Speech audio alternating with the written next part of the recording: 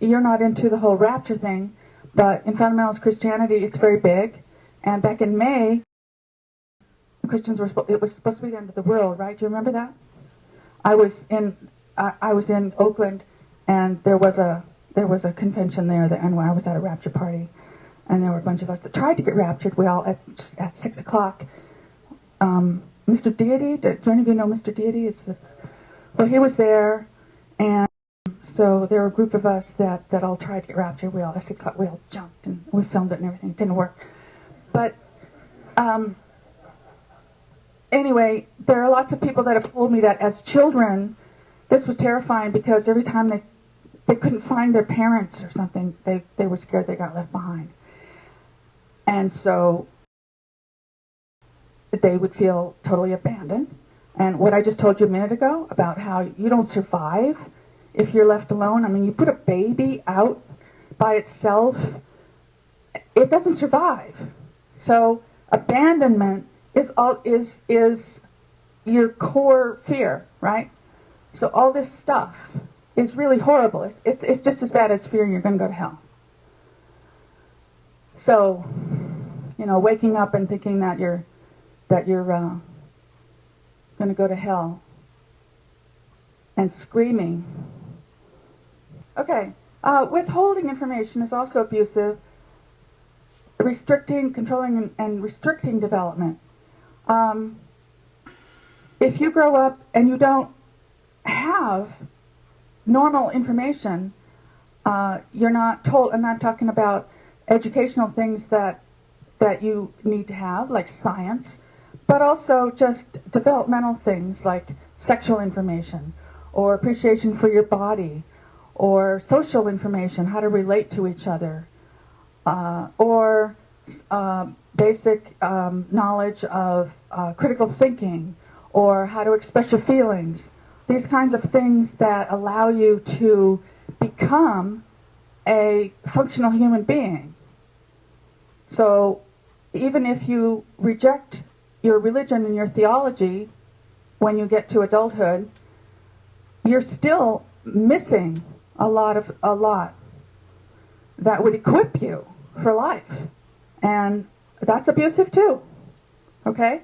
So people that are recovering a lot of times feel like they're quite immature. They feel very young, like they have a lot of development to do.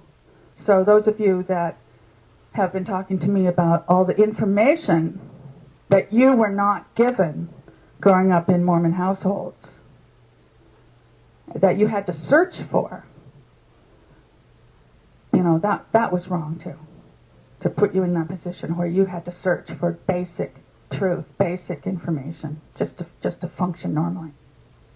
And that includes sexual information. There are lots of people that I've known who just, complete silence about sexual information, and also then thinking that sex is bad, and of course masturbation is bad. I love the way you guys are all so proud of masturbating now.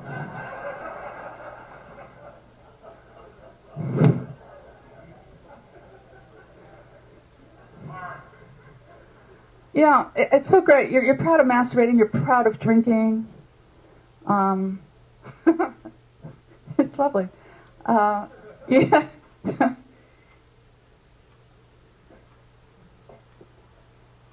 Maybe we could just, make a list of sins and vices and celebrate.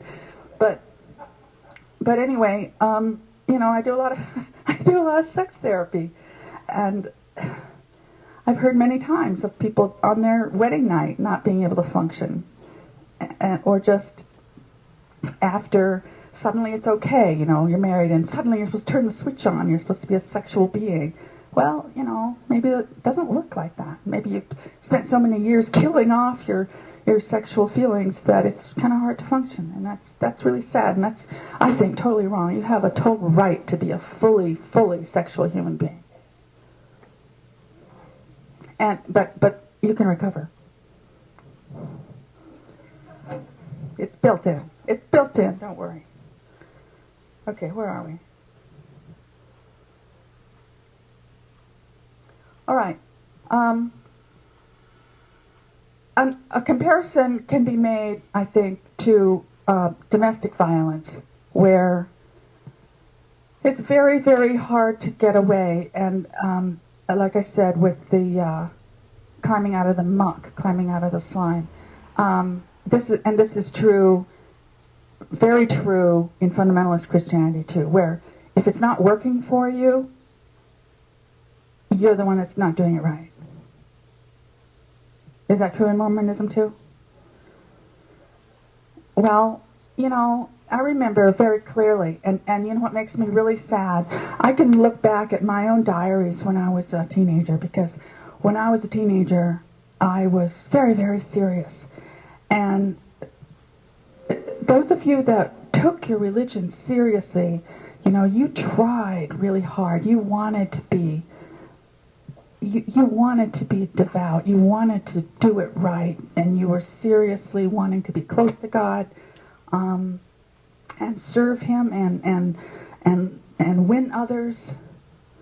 You're the ones that I'm talking to the most, because you are very possibly sensitive personalities, and people are different. There are personality differences.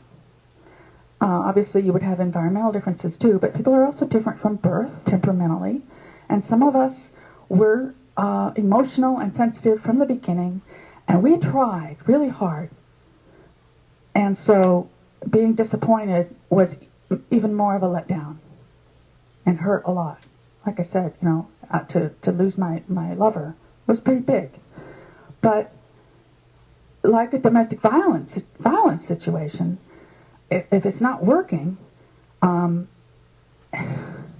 you feel hurt and you feel angry, and you try to figure out what's wrong, and if you go to your pastor, your bishop, you get told that you're not doing it right, and you're supposed to do what? You're supposed to double up your devotional program, right? You're supposed to read the scriptures more, pray more, witness more. And look for that secret sin and confess it, because that's probably getting in between you and God. Well, there's no end to that. And sometimes you can just have trouble finding that secret sin, what was it? I didn't really do the dishes well enough. I don't know. And as a little kid, what is it? So it's exhausting, and there's no return policy. It's not like when you buy a car and it's not working right, and it's a lemon and you can take it back. This religion really isn't working right for me. I think I'll try Jehovah's Witnesses instead. No, you can't return it, right? So you get blamed, and you try harder, and so like a battered wife, it's like battered wife syndrome. You end up just feeling worse and worse and worse about yourself. It doesn't occur to you that maybe it's the religion that's at fault, or maybe the God that you're so mad at, maybe He's not doing something right, and that it's not you, and maybe you should get the hell out of there. It doesn't occur to you for the longest time. So some of you have gone through that cycle, right, over and over and over again, until it finally gets through that it's not you, and you get out. And that contributes to the anger too, that you were made to go through that cycle for so long. Sometimes we need safe houses too. I have people that are actually homeless because of it, because they were sometimes kicked out of families, or they were working for the church and that was their employment. They're now penniless homeless because they're finally out, and everybody thinks it's their fault.